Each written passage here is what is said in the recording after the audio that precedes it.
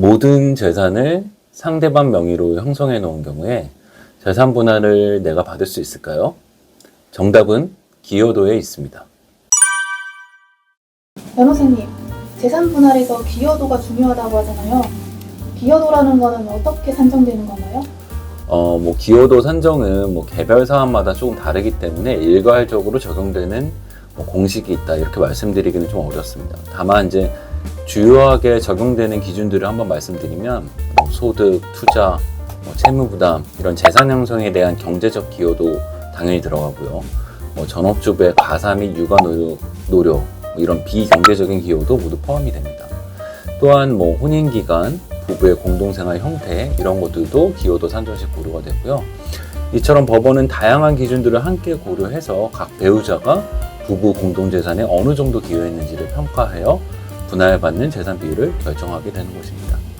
변호사님, 그렇다면 결혼 생활에서 한쪽 기여도가 월등하게 높은데도 불구하고 명의가 상대방으로 되어 있는 경우에 이런 경우는 재산 분할은 어떻게 하나요? 실제로 그런 케이스 많습니다. 대표적으로 예를 들면 사업 리스크 때문에 아내 명의로 재산을 형성해 놓은 남편이 예가 될 수 있겠죠. 제가 맡았던 사례 중에도 비슷한 사례가 있었습니다. 혹시 어떤 사례였나요? 재산 형성에 필요한 자금은 의뢰인이었던 아내가 부담했는데요. 명의는 상대방인 남편 앞으로 이제 형성해 놓은 경우였죠. 의뢰인과 상대방인 남편은 재혼한 부부였습니다. 의뢰인은 배우자를 너무 사랑했고 경제적으로도 여유가 있었기 때문에 남편에게 재정적인 지원을 아끼지 않았습니다. 예를 들어서 남편이 좋아하는 캠핑용품부터 캠핑카까지 그리고 이제 의뢰인이 투자용으로 매수했던 토지와 거주하는 주택까지 모든 재산을 남편 명의로 매수하였고 이러한 자금도 거의 대부분 의뢰인이 부담을 하셨습니다. 정말 전폭적인 지원인데 이런 경우도 흔치 않을 것 같아요. 아무래도 그렇죠. 이제 의뢰인이 경제적으로 여유가 있으면서도 또 남편을 사랑했기 때문으로 생각이 드는데요. 하지만 이제 시간이 흐를수록 남편은 의뢰인의 경제적인 지원을 당연하게 여기기 시작했고 남편은 또한 이제 경제활동에도 점점 소극적으로 변했다라고 합니다. 남편은 이제 시간이 갈수록 요구사항이 많아졌는데 부부간 다툼도 그러면서 잦아졌고요. 근데 이제 그러던 어느 날 의뢰인과 남편이 시댁 문제로 심하게 다투었다고 합니다. 화가 난 의뢰인이 집을 나와서 이제 친정으로 갔는데요. 며칠 후에 친정으로 의뢰인의 짐들이 배달되었다고 합니다. 알고 보니 남편이 이제 의뢰인의 물건을 모두 싸서 친정으로 보낸 것이었는데요. 남편은 아내하고 거주하고 있는 주택이 자신의 명의이고 의뢰인이 집을 나가기 때문에 이제는 자기 집에 돌아오지 말라며 짐을 친정으로 보낸 것이라고 말했다고 합니다. 근데 명의가 남편의 이름으로 되어 있을 뿐이지 모든 자금은 사실 의뢰인이 마련하신 거잖아요. 그런데도 명의가 남편의 것이라면 남편 소유의 재산으로 볼 수 있는 건가요? 그렇지는 않습니다. 그러니까 명의는 남편의 것으로 되어 있다고 하더라도 실제 그 재산을 취득하기 위한 자금 대부분은 의뢰인이 부담한 것이니까요. 의뢰인은 그때 이제 남편의 행동에 큰 충격을 받아가지고 혼인 생활은 더 이상 이어갈 수 없다고 판단을 하고 이혼 소송을 하기 위해서 저를 찾아오셨는데요. 재혼한 관계이기도 했고 상대방에게 최선을 다하고 싶었던 이제 의뢰인분이 나중에 생각해보니까 상대방에게는 그저 돈 나오는 기계에 불과했다 이런 생각이 들었다고 하십니다. 그래서 꼭 이혼을 하고 싶다고 하셨죠. 변호사님, 그러면 어떻게 해결이 됐을까요? 이 의뢰인분의 사건은? 의뢰인은 이제 재산과 권리를 보호하기 위해서라도 이제 상대방인 남편이 의뢰인의 재산을 은닉하거나 처분하지 못하도록 먼저 법원에 처분금지 가처분 신청을 했습니다. 처분금지 가처분 신청이 뭔가요? 처분금지 가처분은 소송이 진행되는 동안 상대방이 그 재산을 마음대로 팔거나 담보로 제공하지 못하도록 법원이 임시로 금지하는 제도인데요. 이혼 소송에서 재산 분할을 청구했는데 판결이 나오기까지 시간이 오래 걸리잖아요. 그 사이에 상대방이 부동산을 팔아버리거나 제3자에게 증여해버리면 나중에 승소해도 받을 게 없어지는 거죠. 그러다 보니까 이렇게 처분금지 가처분이 인용되면 등기부등본에 그 사항이 기입이 되게 되고 제3자가 그 부동산을 매수하더라도 나중에 그 매매 계약을 가처분 등기 효력에 따라 가지고 취소시킬 수가 있습니다.